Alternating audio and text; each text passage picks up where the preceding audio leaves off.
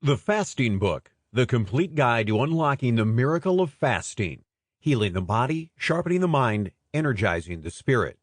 Written by Kyle Faber, narrated by Kevin Kollins.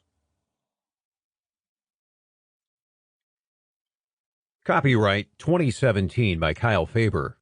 All rights reserved. No part of this publication may be reproduced, distributed, or transmitted in any form or by any means, including photocopying, recording, or other electronic or mechanical methods, without the prior written permission of the publisher, except in the case of brief quotations embodied in critical reviews and certain other non-commercial uses permitted by copyright law. Kyle Faber. This book is dedicated to those that wish to embark on the journey to fasting and clarity, to those that wish to heal their bodies, sharpen their minds, and re-energize their spirits. May you find what you are in search of, and let it be all you hoped it would be. Preface.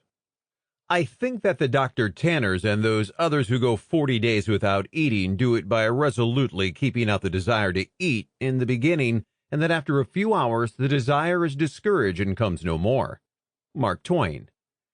Paleontologists agree that the genetic makeup that dominates our current state was set sometime back around 50,000 BCE in the late Paleolithic. Our ancestors of that era survived as hunter-gatherers, foraging for food they could find and hunting for animals they had to chase down. The task of finding and hunting meant that food was not always available. When they managed to hunt, it was time to feast. When they had none, the famine could last for days. The feast and fast cycle was the norm back then. While they didn't eat anything, they still had to muster the energy to hunt or gather their source of energy. That essentially meant two things. First, humans had to expend energy in the act of foraging or hunting for food. Second, they went through cycles of feast and fast. The body had to adapt to the reality of the day, which was to be able to take in lots of food and store it for later use when there was no food to be found.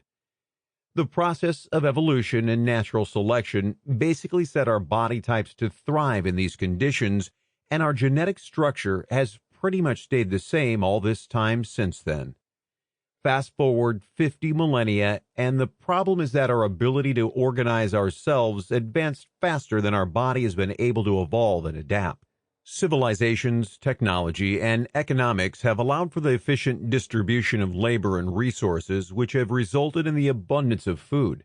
In today's world, we are presented with this abundance of food and a relatively sedentary lifestyle. Both these factors result in a mismatch between our existing energy storage and utilization patterns inherent in our system and our current practices.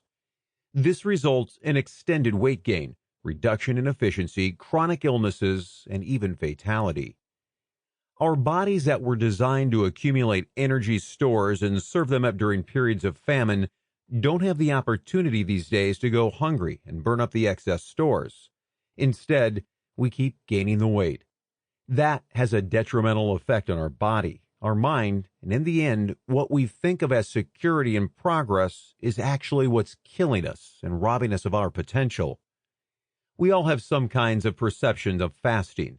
That's normal human behavior. But fasting is much more than just the cessation of food intake.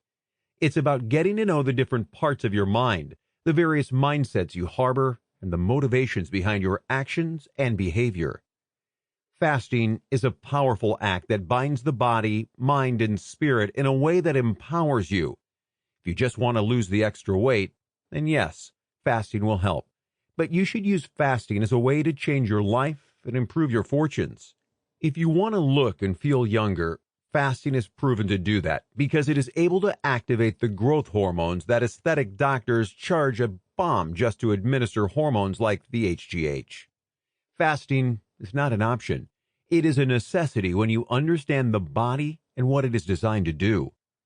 It is also an amazing source of power when you realize that if you alter the environment your body is subjected to and move with the natural rhythm of your energy management cycles, you will find that you get healthier, which means you probably live longer. You will find, as I have, that you are able to think better, which means you will do better in life. If you can sort out the chaos between the mind Sample complete. Ready to continue?